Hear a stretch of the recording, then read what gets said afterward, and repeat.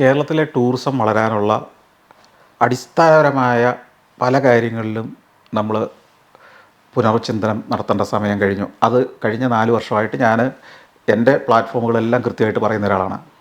ഒന്നാമത്തെ കാര്യം എന്ന് പറയുന്നത്, എങ്ങനെയായിരിക്കണം നമ്മുടെ ടൂറിസം ഡെസ്റ്റിനേഷനുകൾ എന്നുള്ളതിനൊരു മാസ്റ്റർ പ്ലാൻ ഉണ്ടാക്കലാണ് ഏറ്റവും പ്രധാനമെന്നാണ് ഞാൻ ഉറച്ചു വിശ്വസിക്കുന്നത്. ഒരു ഉദാഹരണം പറഞ്ഞാൽ, കേരളത്തിലെ ഏറ്റവും വലിയ ടൂറിസം ഡെസ്റ്റിനേഷനിലൊന്നാണ് മൂന്നാർ. ഈ മൂന്നാറിന് ഒരു മാസ്റ്റർ പ്ലാൻ ഇല്ല. അതായത് മൂന്നാർ, നിങ്ങൾ ഇപ്പോൾ ലോകത്ത് ഹിൽ സ്റ്റേഷനുകൾ എങ്ങനെയാണ് ഏറ്റവും ഭംഗിയായി പ്രകൃതിക്ക് വലിയ ആഘാതമുണ്ടാക്കാതെ എന്നാൽ അതിൻ്റെ മാക്സിമം പൊട്ടൻഷ്യലെ യൂസ് ചെയ്യുന്ന രീതിയിൽ പ്രയോജനപ്പെടുത്തുന്നതിനുള്ള മാതൃകകളുണ്ട്. അതിലേറ്റവും നല്ല മാതൃകകളിലൊന്ന് വിയറ്റ്നാമിലെ ബനാ ഹിൽസ് എന്ന് പറയുന്ന ഒരു സ്റ്റേഷനാണ്. മറ്റൊന്ന് മലേഷ്യയിലെ ജെൻഡിങ് ഹൈലാൻഡാണ്. ഇങ്ങനെ പല സ്ഥലങ്ങളുണ്ട്. അങ്ങനെ മലമുകളിലേക്കുള്ള ഇത്തരം സ്ഥലങ്ങളിലെ എല്ലാ ഘട്ടവും വരുമാനമുണ്ടാക്കുന്ന ഒരു പ്രോസസ്സിലൂടെ വേണം കടന്നു പോകാൻ.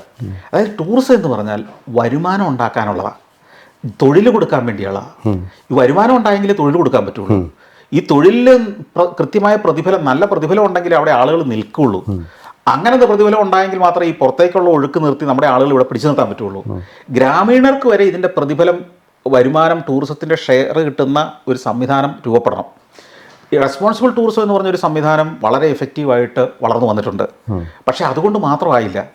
അത് വളരെ ഗ്രാസ് റൂട്ട് ലെവലിൽ ഓരോ ഗ്രാമത്തിലും അവിടുത്തെ സംസ്കാരം, അവിടുത്തെ ജീവിത രീതികൾ, അവിടുത്തെ ഭക്ഷണം, അവിടുത്തെ കലാരൂപങ്ങൾ, അവരുടെ ഹാൻഡിക്രാഫ്റ്റ്സ്, ഇതിനെയെല്ലാം ടൂറിസ്റ്റുകൾക്ക് മുമ്പിൽ അവതരിപ്പിച്ച് അവിടുത്തെ ഒരു ജീവിത രീതിയെ ഒരു ടൂറിസം പ്രോഡക്റ്റ് ആക്കുന്ന കൺസെപ്റ്റാണ്.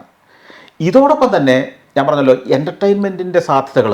ഇപ്പം നമ്മളൊരു വിദേശ രാജ്യത്ത് ചെന്നാൽ എന്തൊക്കെ പ്രതീക്ഷിക്കും എന്നതുപോലെ മറ്റു നാടുകളിൽ നിന്ന് വരുന്ന ടൂറിസ്റ്റുകൾ ഇവിടെ വരുമ്പോൾ എന്തൊക്കെ നമുക്ക് അവർക്ക് കൊടുക്കാം. കൊടുക്കുന്നത് എന്തിനാ? അതിൽ നമുക്ക് വരുമാനം ഉണ്ടാവണം, പണം ഉണ്ടാവണം.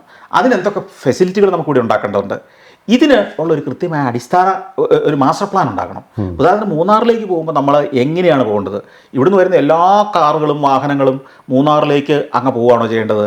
അതോ കുറച്ച് ഭാഗത്ത് ചെന്ന് കഴിയുമ്പോൾ നമ്മളവിടെ പാർക്കിങ്, വലിയ വിശാലമായ പാർക്കിംഗ് ഏരിയ കൊടുത്ത് അവിടെ കൊണ്ട് വാഹനങ്ങൾ നിർത്തിച്ചിട്ട് ഈ പെട്രോളിയം കത്തിച്ച് അല്ലെങ്കിൽ പെട്രോൾ കത്തിച്ച് ഓടുന്ന വാഹനങ്ങളെ ഹിൽ സ്റ്റേഷനിലേക്ക് വിടാതെ അവിടെ ഒന്ന് തുറന്ന് അങ്ങോട്ടുള്ള കേബിൾ കാറിൽ വിടുകയാണോ വേണ്ടത്? അപ്പോൾ 2-3 ഗുണം ഉണ്ടാകുന്നു. 1, അവിടുത്തെ കൺജഷൻ ഒഴിവാകുന്നു. 3, പൊള്യൂഷൻ ഒഴിവാകുന്നു. 4, വരുമാനം അഡീഷണൽ ആയിട്ടുണ്ടാകുന്നു. ഈ കേബിൾ കാറിന് ഫീസ് കൊടുക്കണം. ഈ ഫീസ് ആ നാട്ടിലേക്കാണ് ചെല്ലുന്നത്, അവിടെ ഇൻവെസ്റ്റ് ചെയ്ത ആളുകളിലേക്ക് ചെല്ലുന്നത്. എത്രയോ ആളുകൾക്ക് തൊഴിലായിട്ടാണ് അത് മാറുന്നത്. ടാക്സ്, ലോക്കൽ സെൽഫ് ഗവൺമെൻറ് മുതൽ സർക്കാർ വരെയുള്ളവർക്ക് GST മുതൽ എത്രയോ ടാക്സാണ് അവിടെ വരുന്നത്. എൻ്റർടൈൻമെൻറ്റിൻ്റെ, ടൂറിസത്തിലെല്ലാം 18% ഏറ്റവും ചുരുങ്ങിയ ടാക്സ് വരുന്ന കാര്യങ്ങളാണ് ഇതൊക്കെ. അപ്പോൾ അത് പൊള്യൂഷൻ മുതൽ കൺജഷൻ മുതൽ ഇതിനൊക്കെ പുറമെ യാത്ര ചെയ്യുന്ന ആൾക്കുള്ള ഒരു എക്സ്പീരിയൻസ് ഡിഫറൻ്റ് അല്ലേ? ഞാനൊരു ബിസിനസിന്റെ ആംഗിൾ ചിന്തിക്കുമ്പോൾ വെറുതെ ഈ ട്രാഫിക് ജാമിൽ കിടന്ന് കൺജസ്റ്റഡ് ആയിട്ട് അവിടം വരെ സ്വന്തം വണ്ടി ഓടിച്ച് വേർത്ത് കുളിച്ച് ചെല്ലുന്ന ഒരാൾക്ക് പകരം വിശാലമായ സൗകര്യപ്രദമായ പാർക്കിംഗ് വണ്ടി വിട്ട് അവിടുത്തെ റെസ്റ്റോറൻറ്റുകളിൽ നിന്ന് ഭക്ഷണം കഴിച്ച് അവിടെ എൻ്റർടൈൻമെൻറ്റ്സ് കഴിഞ്ഞ് കേബിൾ കാറിൻ്റെ ടിക്കറ്റ് എടുത്ത് അതിൽ കയറി ആകാശത്ത് നിന്ന് ഈ തേയിലത്തോട്ടങ്ങളെയും ഈ തടാകങ്ങളെയും ഒക്കെ കണ്ടുകൊണ്ടുള്ളൊരു യാത്ര, അതല്ലേ അവനെ ആസ്വദിക്കാനല്ലേ അങ്ങ് വന്നത്. അവർക്കും കസ്റ്റമർക്കും ആ ഫെസിലിറ്റി കൊടുക്കുന്നവനും ലാഭമുള്ള ഒരു പദ്ധതിയല്ലേ അവിടെ വരേണ്ടത്. അങ്ങനെ ഒരു കാര്യത്തിൻ്റെ ചർച്ച, ഈ പറഞ്ഞ ആശയങ്ങൾ മുന്നോട്ട് വെക്കാഞ്ഞത് കൊണ്ടല്ല, അതിൽ ചില തടസ്സങ്ങൾ ഇപ്പോഴും നിൽക്കുക. തടസ്സം എന്ന് പറഞ്ഞാൽ, ടൂറിസം ഡിപ്പാർട്ട്മെൻറ്റിനെ ഉത്സാഹിക്കുമ്പം ഫോറസ്റ്റ് ഡിപ്പാർട്ട്മെൻറ്റ് കയറി ഇറങ്ങോടുന്നു. ഫോറസ്റ്റ് ഡിപ്പാർട്ട്മെൻറ്റ് സമ്മതിക്കുമ്പം അവിടുത്തെ എസ്റ്റേറ്റുകാർക്ക് പ്രശ്നം ഉണ്ടാക്കുന്നു. ഇതിനൊന്നും പരിഹരിക്കാൻ പറ്റാത്തതല്ല. അതിന് ശക്തമായ ഒരു ഭരണ സംവിധാനത്തിന് ഇതിനെല്ലാം കോർഡിനേറ്റ് ചെയ്ത് പരിഹരിച്ചെടുക്കാൻ പറ്റണ്ടേ? അങ്ങനെയല്ലേ നമ്മുടെ നാഷണൽ ഹൈവേക്ക് ഉണ്ടായത്? അങ്ങനെയല്ലേ ഇവിടെ പൈപ്പ് ലൈൻ ഇട്ടത്? തടസ്സങ്ങള് ഒരു ഫോറസ്റ്റ് ഡിപ്പാർട്ട്മെന്റും ഗവൺമെന്റും കീഴിൽ വരുന്നതല്ലേ? അപ്പം അതിലപ്പുറം ഒന്നും ഞാൻ പറയാൻ പറ്റാത്ത ഒരു സ്ഥിതിയിലാണ്. ഇതില് ഇങ്ങനത്തെ തന്നെ പ്രൊജക്ടുകൾ ഇഷ്ടം പോലെ 25 ഹബ്ബുകളാണ് ഞാൻ പ്രപ്പോസ് ചെയ്തിരിക്കുന്നത് കേരളത്തിൽ. അതിൽ ഒരു ഹബ്ബ് മാത്രമാണ് ഈ മൂന്നാർ. ഹബ്ബ് എന്ന് പറഞ്ഞാൽ ആ ഒരു ഹബ്ബ് മൂന്നാറിൻ്റെ ഒരു 30 കിലോമീറ്റർ ചുറ്റളവിലുള്ള ഈ ലോക്കൽ ടൂറിസം ആക്ടിവിറ്റീസും എല്ലാം കൂടെ ചേർന്ന ഒന്നിൻ്റെ കേന്ദ്രസ്ഥാനമായിരിക്കും മൂന്നാർ.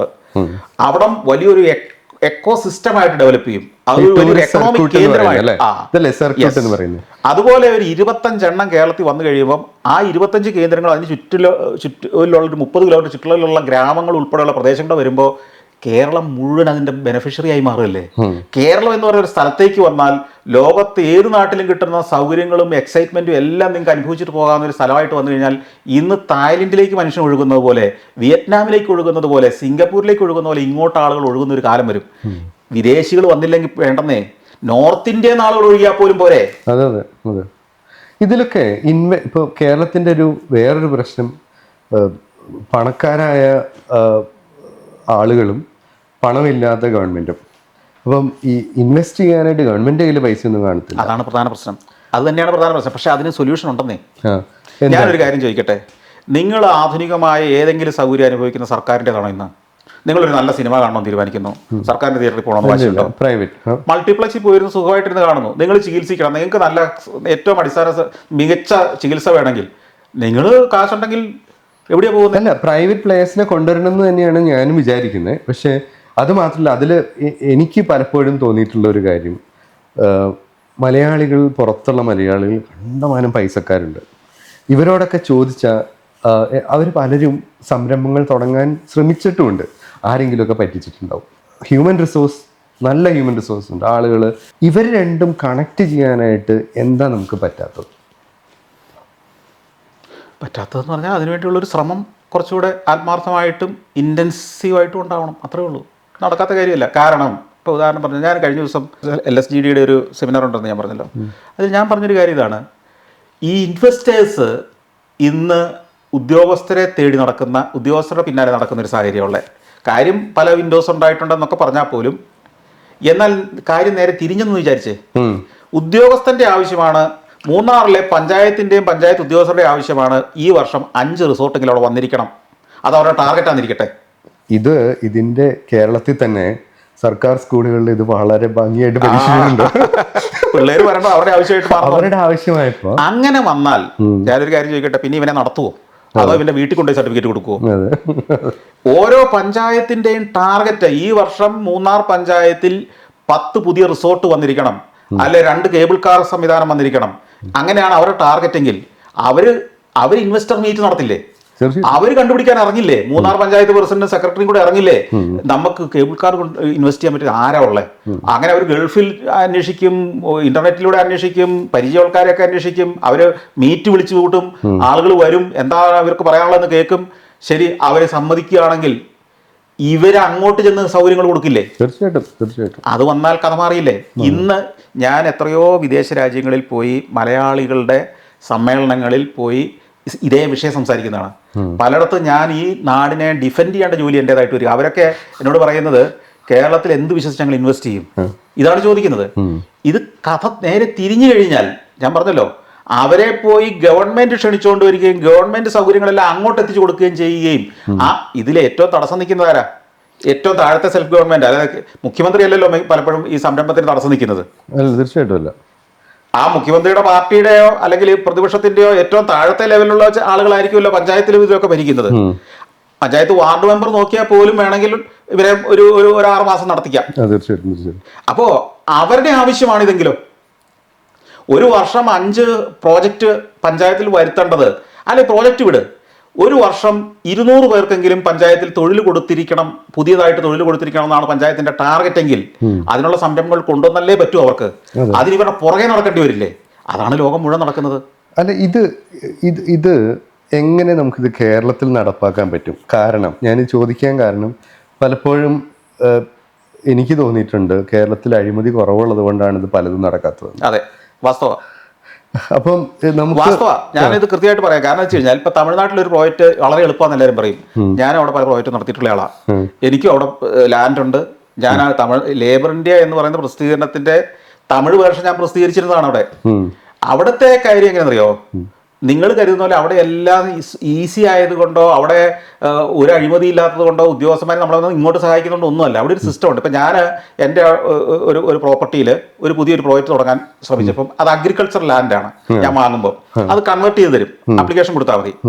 പക്ഷേ ആ ആപ്ലിക്കേഷൻ കൊടുത്താൽ സെക്രട്ടേറിയറ്റ്, തമിഴ്നാടിൻ്റെ ചെന്നൈയിലെ സെക്രട്ടേറിയറ്റ് വരെ പോയി അപ്രൂവൽ ആയിട്ട് വരണം. അതിന് അവരെൻ്റെ അടുത്ത് വ്യവസ്ഥ വെച്ചത് ഇതാണ്: 25 ലക്ഷം രൂപ ഒരാളെ ഏൽപ്പിക്കുക. അയാൾ 3 മാസം കൊണ്ട് ഈ പെർമിറ്റ് എല്ലാം ആക്കിക്കൊണ്ടുവരും. അത് താഴെ മുതൽ മുകളിൽ വരെ എല്ലാവർക്കും കൃത്യമായ ഫീസുണ്ട്. അത് കൊടുത്ത് ഇത് വന്ന് സമയബന്ധിതമായിട്ട് ഈ ലൈസൻസ്, ഈ പറഞ്ഞ ഈ പ്രോസസ്സ് കംപ്ലീറ്റ് ആക്കി കയ്യിലേക്ക് തരും. ഇതിനവിടെ കൃത്യമായിട്ടുള്ളൊരു സിസ്റ്റം ഉണ്ട്. അഴിമതിക്ക് ഒരു സിസ്റ്റം ഉണ്ട്. അല്ല, അപ്പൊ അങ്ങനെയാണ് അപ്പൊ ഞാനീ പറഞ്ഞത്, ഈ 100 കോടിയുടെ പ്രോജക്റ്റ് നടത്താൻ പോകുന്നവന് 25 ലക്ഷം രൂപ ഒരു അഴിമതിയല്ല. അവനത് പ്രശ്നമല്ല. മനസ്സിലായില്ലേ? അത് ഗവൺമെന്റിനും അറിയാം, ഇൻവെസ്റ്റ് ചെയ്യുന്നവനും അറിയാം. കണ്ടുനിൽക്കുന്നവർക്ക് മാത്രം നിയമപരമായിട്ട് കേരളത്തിൽ ഇത് നടപ്പാക്കിയാൽ പോരെ? നിയമപരം അല്ലാതെ നടക്കുന്നുണ്ടല്ലോ. പിന്നെ അല്ല, അപ്പൊ ഇത്ര ഫാസ്റ്റായിട്ട് നടക്കും. ഞാൻ പറഞ്ഞത് തമിഴ്നാട്ടിൽ നിന്നല്ല, മിക്ക സ്റ്റേറ്റുകളിലും ഇങ്ങനെയാണ് കാര്യം നടക്കുന്നത്. ഉദ്യോഗസ്ഥന് കൊടുക്കേണ്ട അഴിമതി, കൈക്കൂലി നിയമപരമായിട്ട് മേടിച്ചു കൊടുക്കുക. അപ്പൊ പ്രശ്നം കഴിഞ്ഞില്ലേ? അല്ല, ഇത് ഈ കട്ട് തിന്ന് ശീലിച്ച കട്ട് തിന്നാലൊരു സുഖമുള്ളൂ.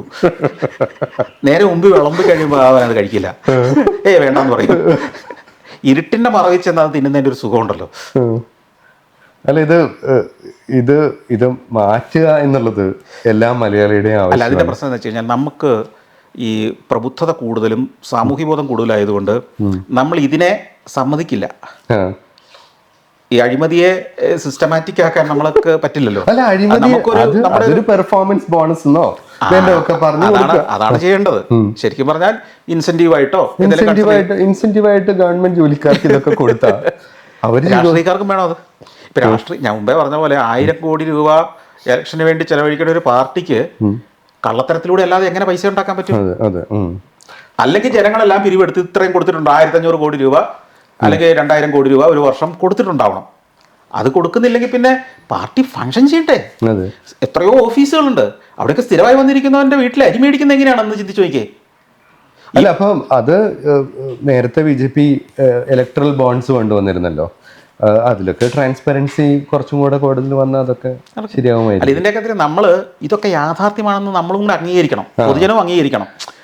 ഈ രാഷ്ട്രീയം എന്ന് പറഞ്ഞ് ജീവിക്കേണ്ടവൻ്റെയും വീട്ടിൽ അരി മേടിക്കേണ്ടതാണെന്നും അവനും കറണ്ട് ഫീ ചാർജ് അടയ്ക്കേണ്ടതാണെന്നും വണ്ടിക്ക് പെട്രോൾ അടിക്കേണ്ടതാണെന്നും അവന് പൈസ വേണ്ടതാണെന്നും അതിന് ഞാൻ പൈസ കൊടുക്കുന്നില്ല, അവൻ എവിടെന്നെങ്കിലും പൈസ ഉണ്ടാക്കുന്നുണ്ടാകുന്നുള്ള ചിന്തിക്കാനുള്ള ഒരു ബോധം നമ്മളൊക്കെ കാണിച്ചാൽ മതി. അപ്പൊ അല്ല, അവൻ ചിന്തിക്കുന്നത് എന്താണെന്നറിയോ? അവൻ ചിലപ്പോൾ ഒരു പാല് വിൽക്കുന്ന ആളായിരിക്കും, ആളതിൽ വെള്ളം ചേർക്കുന്നുണ്ടാവും. പക്ഷെ ഇവര് കൈക്കൂലി വാങ്ങിക്കരുത്. അല്ലെ, എല്ലാ മനുഷ്യരും അവനവന്റെ കാര്യങ്ങളിൽ ഷോർട്ട് കട്ടുകൾ ഉണ്ടോയെന്നും അന്വേഷിക്കുന്നവർ തന്നെയാണ്. അല്ലെ, ഇപ്പോ നമുക്കറിയാം, ഒരു തിയേറ്ററിൽ ടിക്കറ്റ് എടുക്കാൻ ക്യൂ നിൽക്കുന്നിടത്ത് പോലും എങ്ങനെ ക്യൂ നിൽക്കാതെ മുമ്പിലിരിക്കുന്നതിൻ്റെ പൈസ കൊടുത്ത് ടിക്കറ്റ് മേടിക്കാമെന്ന് ചിന്തിക്കുന്നവനാണ് നമ്മൾ. എന്നിട്ട് നമ്മൾ വേറൊരാളെ കുറ്റം പറയും, അവൻ സ്ട്രൈറ്റ് അല്ല, അവൻ സത്യസന്ധനല്ല എന്ന് പറഞ്ഞ്. ഈ ക്യൂ എന്ന് പറയുന്നവൻ എല്ലാവരും മുമ്പിൽ ഇരിക്കുന്നവരുടെ പൈസ കൊടുത്തിട്ടാണ് പിന്നെ ഒറ്റ നിന്നാൽ മതിയല്ലോ. പൈസ കൊടുക്കാൻ ഒരു ക്യൂ വെച്ചാൽ. അപ്പോ ഈ അഴിമതി അല്ലെങ്കിൽ ഇത്തരം കാര്യങ്ങൾ നമ്മൾ ചെയ്യുന്നതൊന്നും അല്ല, മറ്റവർ ചെയ്യുന്നത് മാത്രമാണെന്ന് എല്ലാ മലയാളിയും ചിന്തിക്കുന്നു. അല്ല, എല്ലാ മനുഷ്യരും, മലയാളികൾ മാത്രമല്ല, എല്ലാ നാട്ടിലുള്ളവരും അങ്ങനെ ചിന്തിക്കുന്നു. നമ്മൾ ഏത് ഷോർട്ട് കട്ട് കണ്ടാലും അതിനെല്ലാം മറികടക്കുകയും ചെയ്യും. അല്ലേ? നമ്മളൊക്കെ അങ്ങനെ തന്നെയാണ്.